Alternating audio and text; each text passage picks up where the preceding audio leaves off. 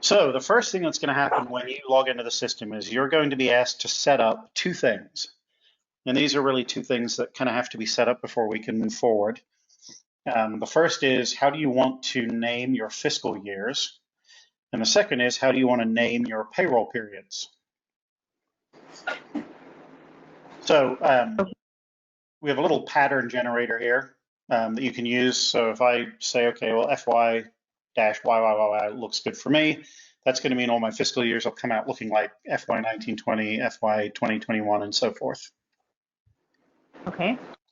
And you could modify that. If you wanted to make these 4-digit years, you could put a couple extra Ys in here and just try the pattern, and it'll show you what to expect.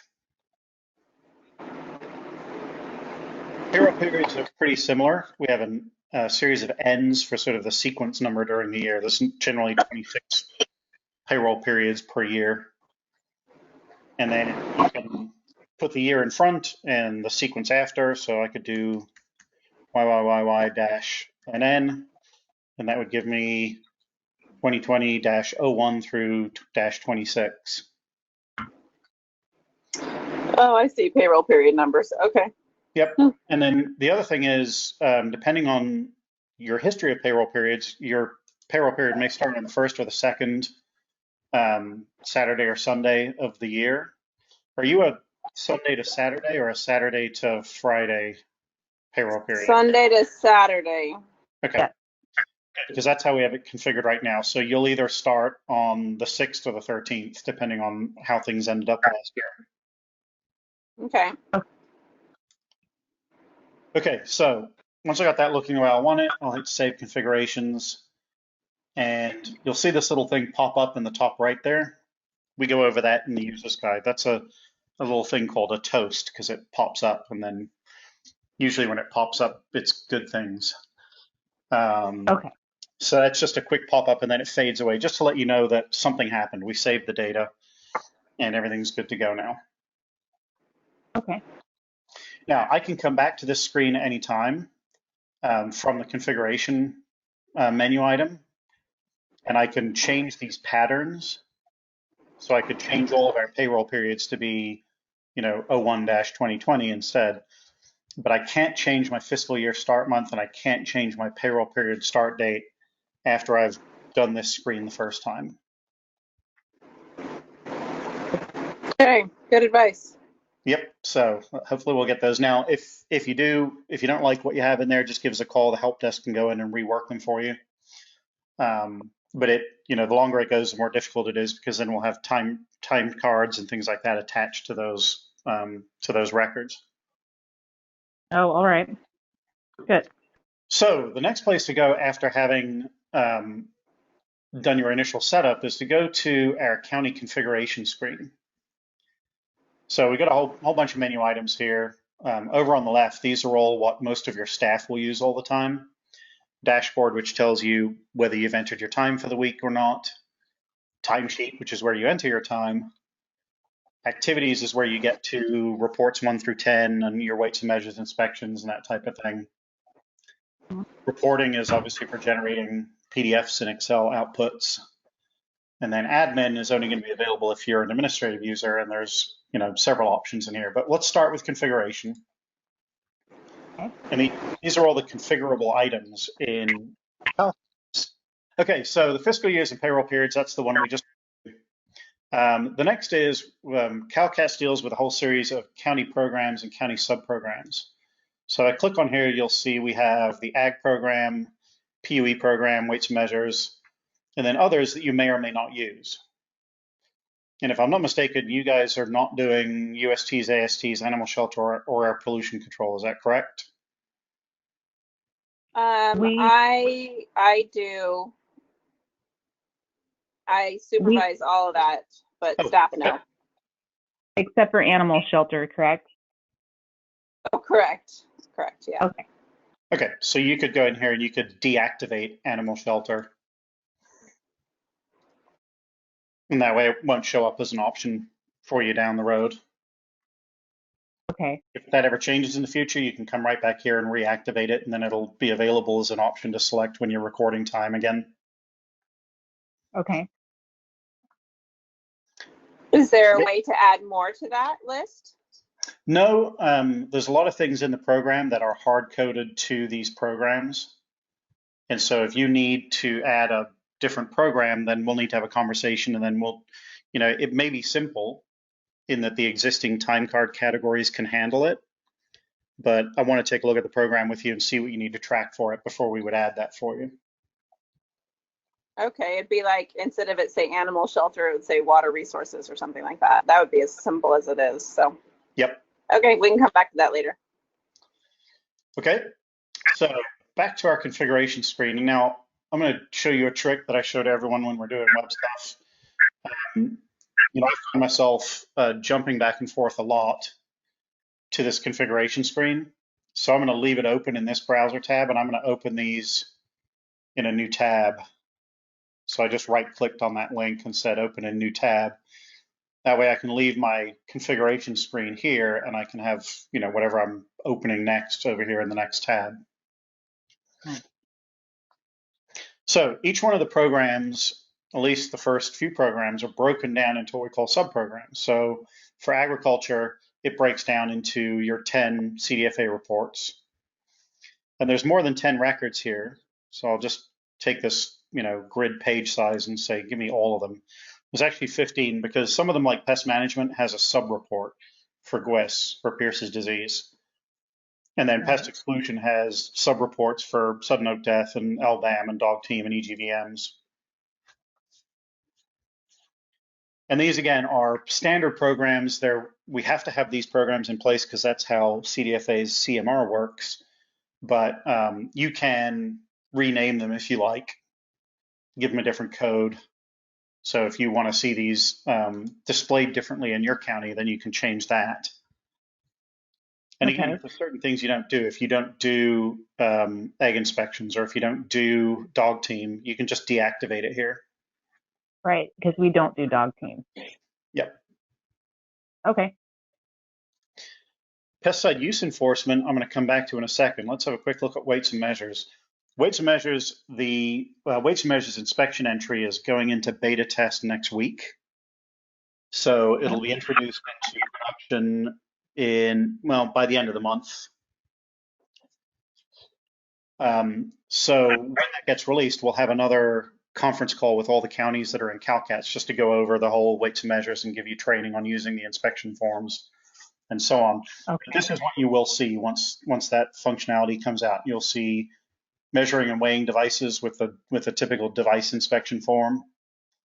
We've got the quantity control program, which has the price verification for scanners and also package tests and package audits. Then we got Weighmaster certs, which a lot of counties don't do anymore, but if you have any junkyards that are still operating, you'll have a Weighmaster cert to do every now and then. And then petroleum, and then some counties do actively track service agent inspections and service agent certifications. So they may use these measuring and weighing device repair programs, but a lot of counties won't use those. Then all the other programs, underground, above ground, animal shelter, and air pollution control, they don't actually break down into sub-programs. So there's really no finer detail under there. And then that brings me back to pesticide use enforcement. PUE obviously has the longest list of things. And these things have been set up very carefully to integrate directly with CalPEATS. So we've got all of the different inspection types so that when you do an inspection of a particular type in CalPEATS, it will show up in CalCATS under that subprogram. And then we have subprograms for investigations, enforcement responses, compliance actions, all the different components of the enforcement module. And then an important one not to forget, which is the training and outreach program. So anytime you're entering hours and courses provided through training and outreach, that'll appear in CalCATS under this subprogram.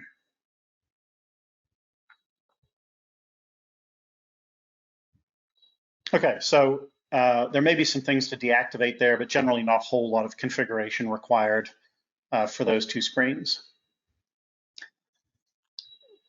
The other configuration screens here, we can go over today if you really want to see them. Districts will be really important to you when you, possibly when you start divvying up your business locations for weights and measures inspections. I don't think you divvy up your county for ag into districts, do you? No, we do not. Okay. Labor categories, labor rates, and billing styles all come into play if you have non-CDFA contracts, and may come into play with your CDFA contracts. That will depend. So when we start working on contract invoicing with you, we can come back and go through how to set up all of those so they match what you're doing in terms of invoicing for contract work. Okay. Then the middle section, which is timesheet configuration, this is really the heart of CalCATS. It's, you know, of all the fancy things it does, it's really a timesheet program. So I'm going to dive right in there. And probably the most important category to spend time on is the timesheet categories. Okay, so just to give you a preview of where these are going to end up, if I go look at a timesheet, right? This is a typical timesheet. I've got all the categories that I can bill time to down the left, and I've got my 14 days in my payroll period across the top. And these timesheet categories control a bunch of things. They control where time gets billed or where time gets incorporated on the annual financial summary. They control where time gets entered on the county monthly and county annual reports for DMS. They also control where time ends up if you're comparing your CalCATS time to your payroll timesheet time. And then they're also very important in determining when we send time from CalCATS over to CalPEATS for your Pramer reporting, how do we get time from CalCATS over to CalPEATS into all the different Pramer categories? So that's why this list of categories is really important. And this is the management screen for maintaining all of them. Probably the most important distinction between the different categories that are on the timesheet is this category type. And we go into a lot of detail in the user manual on that, but I'll just give you a quick, relatively quick. I know when I talk quickly, it takes hours, so I apologize. But straight time entry, what straight time entry means is I'm going to go to my timesheet and I'm just going to type in a value, right? And that's it, I'm done. There's no form to fill out, there's no extra detail. The one thing I can do is I can hit the R key and I can enter remarks. Or I can double click on that cell and I can enter some remarks. But that's pretty much it. It's the best term we could come up with is straight entry. So you just straight up enter your time right onto the time card for it. So as you can imagine, all of your time off is going to fall into that kind of category. Then we have simple tracking. And what simple tracking means is when I go to enter time here, I'm banging on my keyboard, I can't enter time directly on the time card. I actually have to fill out a little form that says, where is that time being allocated to? So, you know, I'm on a row that says clerical direct time. So there's, you know, when you're doing clerical work and it's directly within, say, your weights and measures petroleum program, I can come in here and say, okay, well, I did 4 hours and it's in weights and measures and it's under petroleum. And I did my 4 hours. Okay, so that's what we call simple tracking. It means there's a very simple tracking form that pops up whenever you're entering time for that kind of category. The next one we see that's different is activity tracking. So there's two of those. One is the ag activity category and the other is the weights and measures activity category. What activity tracking means is you don't enter your time on the timesheet at all. In fact, you enter time for those categories using these entries under the activities menu, right? So time that's going to show up on this row is going to come in from me filling out reports 1 through 10. And the hours that are on those reports will get compiled into my timesheet for me. Does that make sense so far? Yes, thank you. Okay, Yeah, it's very similar idea to what we have been using. It's not too far off. good. Familiarity is good. We have two other types. One of them isn't shown here because I haven't created any categories like that yet. But a fourth type we have here is external. And right now, there's only going to be one of those. And because there's only one, we put an asterisk and just a footnote on the table. This is where the CalPEATS time will show up. So you can't make any modifications to this pesticide activity row. It's fixed in place by us. Okay. And then the last type, which we don't have here, is what we call custom tracking. And let me add a new row here. So one of the areas that's come up is industrial hemp. Right, so how do we track industrial hemp? Some counties have a form. CDFA is kind of heading towards a fairly standardized form, but right now it all depends on your individual contract. So we, CaliCo, couldn't build one standard form for the state. So this would be where you'll go in and you'll choose custom tracking. And in custom tracking, we'll set this up so that the program is required, but the program is going to be agriculture. That's the only program that is relevant to industrial hemp. The subprogram, this really doesn't tie into reports 1 through 10, so we're going to say none. We don't want to track subprogram for this. And no Kramer section, no payroll timesheet category.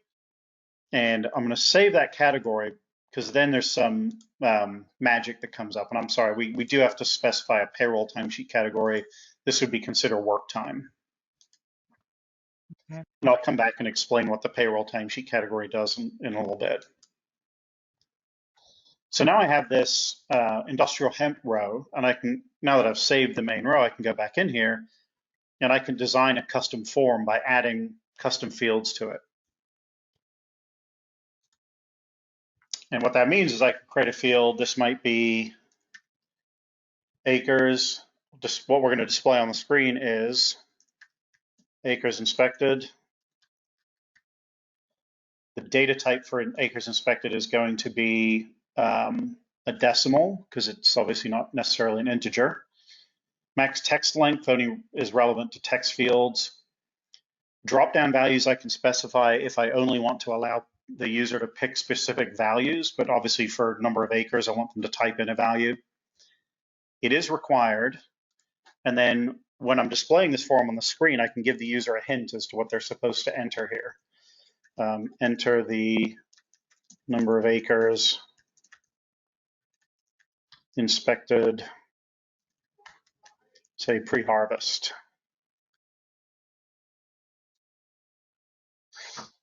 So basically what I did is I've created a custom form that says anytime someone's entering time on the industrial hemp row, I want to prompt them for just this, the number of acres inspected.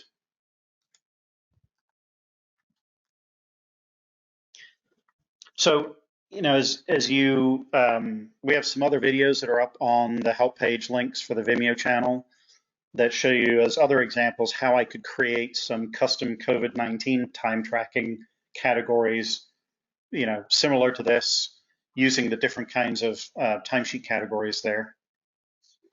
Okay. And that's it. So I'll stop there on here because we could go on and on, but that's the basics of getting your timesheet categories set up.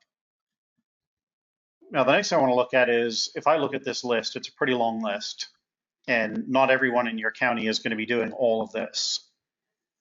Right. So the next place we'll go back to our configuration screen.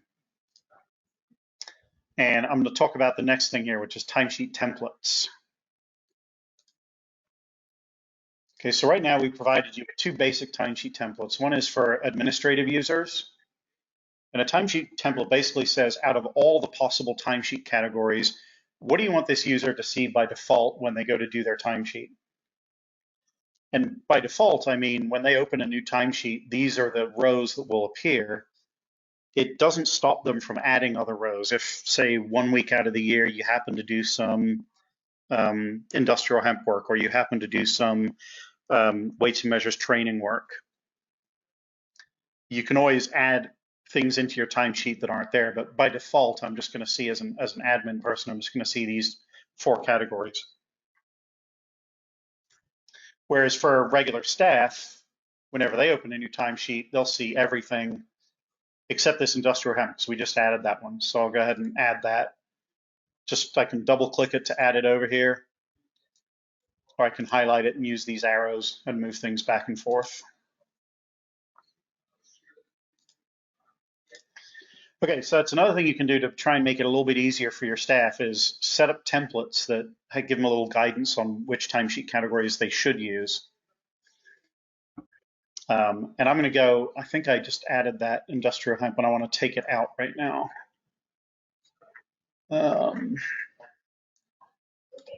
So let's do no industrial hemp.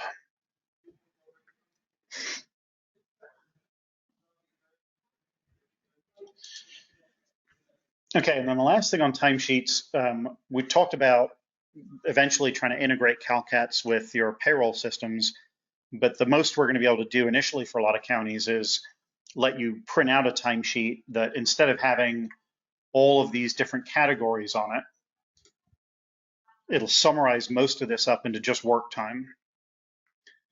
So on each of these categories, we give you the ability to map, what that timesheet category is in CalCATS to what it should look like on your payroll timesheet. And that's this drop down at the bottom here. So given you kind of a basic set of payroll time categories, most payroll systems present things in terms of work time, vacation, holiday, sick leave, comp, and leave without pay. You can adjust these to fit exactly how your payroll timesheets look like. And if you have other categories, you can add them in here. Okay.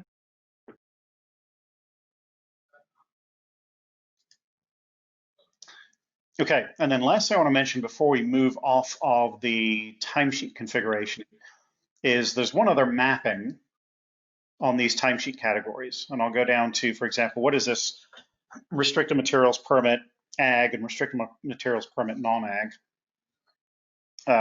Jen, are you pretty familiar with the Pramer report? I am getting there. Okay. Yes, it's still fairly new. Okay, so there's the other system, CalPEATS, which is the pesticide inspection program. It collects a lot of the data that goes into the Pramer, but one of the things that's always been missing in it is there's a lot of categories on the Pramer for reporting number of hours. And so we want everyone, as they fill out their timesheet, to be putting time onto things that we can then automatically import into the Pramer, so you don't have to collect all that every month and type it into CalPEATS anymore. So if I look on some of these rows, you'll see that they're mapped to a Pramer section. Okay. Yep. Good. So once you map a timesheet row to a Pramer section, if you then go log into CalPEATS, what you'll see is that is no longer a manual entry field in CalPEATS. In fact, it moves into a new group that you'll see that's called CalCATS entry only, or CalCATS entry. Okay. So whenever someone fills out a timesheet that has time in RMP Ag, there's a processor that syncs the time every 15 or 30 seconds. Within a minute, you'll see that time appear in the Pramer report for you. Okay. And we printed the entire list of all the categories that you can map in the user guide. There are still some categories that you can't map directly because they're not hours related. They're things like how many NOIs were rejected, how many restricted material permit applications were rejected. But stay tuned to this channel because we had an interesting conversation with Imperial County yesterday, and we may find a way to collect that information in CalCATS too. But for right now, it eases the burden a great deal of having to collect all the hours and get them transferred over the Pramer. So you're really left with only about 9 or 10 different things to to dig up every month and enter into the primer manually. Great. Okay. Then the last part of the configuration, these are several of the ag activity forms have sections where different counties will have different entries for them. To illustrate what I'm talking about, I'm going to go ahead and jump over into one of the activity forms. So for example, on the report 3, the pest management form, you have a whole species of weeds that are considered noxious weeds, certain species that are considered vertebrates, and birds and invertebrates and so forth. And rather than having the person who's filling out this form, one of the things that people didn't like so much about the old system for Santa Clara County was every time you went to do your timesheet, it's pretty much the same, like 5 or 6 weeds that you're dealing with. But they had to click a button to add a row and then click a drop down to pick a species and then fill out the data and then click the button to add the row again. So what we've done instead is we've provided you with this species setup screen. And for each species that you enter into the screen, you're going to identify, is it a weed, an invertebrate, a bird, rodent, vertebrate, or a plant? And that species type defines exactly where these species will be listed over on these forms.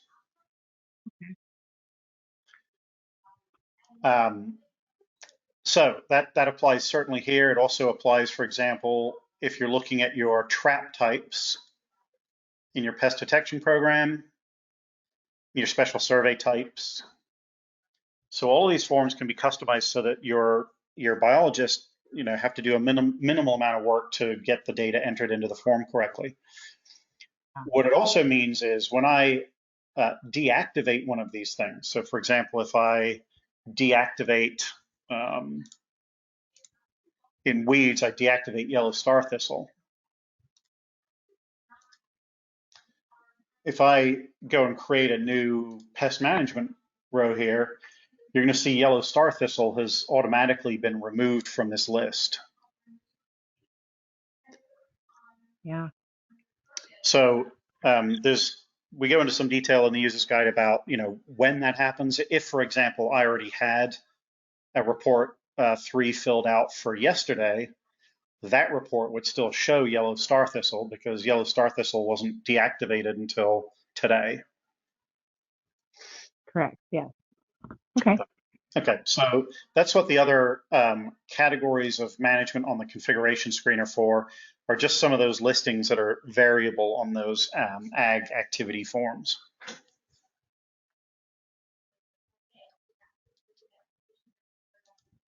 Okay, well, that's really the majority of the configuration. There's one other configuration section, which is on contracts, but as I recall from our conversations, that's not something you need to use right away.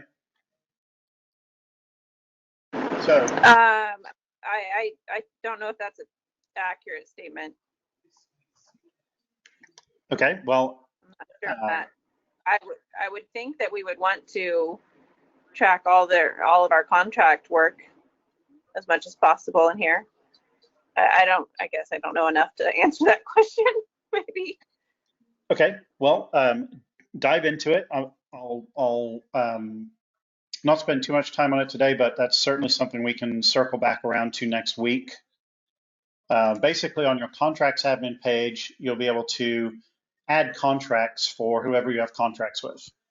And this could be CDFA contracts, or this could be contracts with, individual ranchers for weed control, or if you have a weed abatement district in the county and they contract you to come out and do some noxious weed control, or if you have some special trapping contracts. Some counties have BLM contracts. Is pretty much any kind of contract you can imagine here. The main thing about the contract setup is establishing these labor, mileage, expense, or overall project caps. So these are dollar figures that are the maximum billable for your contract. And once you have those set up in there. Let me generate a quick dummy contract here. So let's do a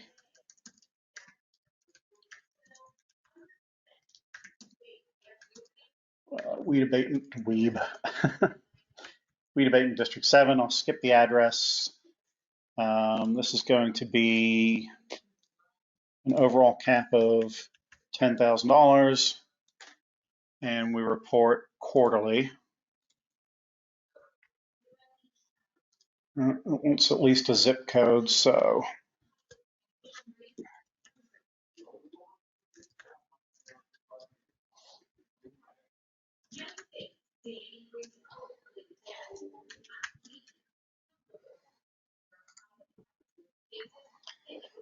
once I do have a contract set up, we have a contract reporting tool that will show you the contract CAT and your total costs broken down by labor, mileage, and expenses as a total amount, year-to-date amount. And it also shows you a chart, a line chart of how those expenses are approaching your contract CAT. It's one of those charts that will look great once you have 6 or 7 months of data in here, but it doesn't look like anything very interesting when you have no data in here. So that looks really neat to have that option. We do a lot of contract tracking, and yeah, that looks amazing to have another resource. So yeah, I'll be honest with you. The reason I'm a little hesitant about going too much into it right now is because we're still doing a little bit of work on the configuration pages for these 3 things. With each contract, you'll be able to define a billing style, right? And a billing style is what type of labor rate, and that means fully loaded, productive, flat rate, or labor category rate. What the cents per mile is for the contract. We're not really doing anything with tracking attributes, but there's also the possibility of a per activity fee, meaning every time you do something like a seed certification walkthrough, you can actually attach a per activity fee, which means every time someone fills out an activity form on that contract, that will accrue one of these fees. And that said, the labor rate types that you can create, I talked about these. These are fully loaded rates, productive rates, category rates, or flat rates. And then if they're not fully loaded or productive rates, then you'll go into labor categories to establish the rates for the labor categories. And on the user admin screen, which we haven't visited yet, you'll use this rates field to actually define the labor rate, effective rate, raw rate, loaded rate, and productive rate every time it changes for each of your employees.